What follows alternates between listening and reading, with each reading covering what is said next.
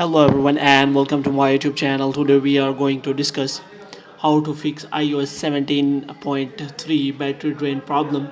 For example, if you are having a problem related to battery drain after you have installed the latest iOS 17.3, so how you can fix that. For this, what you have to do, you have to simply watch this video completely. So without wasting any time, let's start the video. First of all, what you have to do, you have to simply open the settings here, and after that the next thing you have to do is you have to scroll it down until you find the option of battery. So here what you have to do, you have to simply check your battery health and charging problem.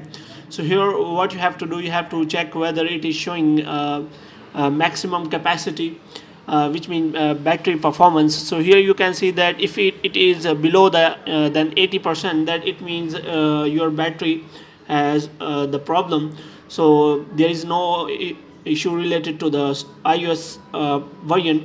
So you have to simply replace your battery. If your battery percentage is greater than 80%, then what you have to do, you have to simply go to settings, and after that what you have to do, you have to simply click on general, and here what you have to do, you have to scroll it down until you find the option of transfer or reset iPhone.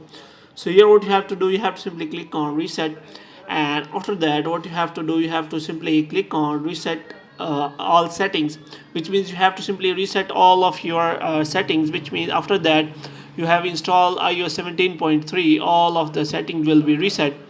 And after that you have to check whether your battery performance has been increased or not. If the problem is still there, then what you can do, you can simply restart your device. For this, what you have to do, you have to simply press and hold your power and volume down button, and after that you have to simply turn off your device and turn it on again.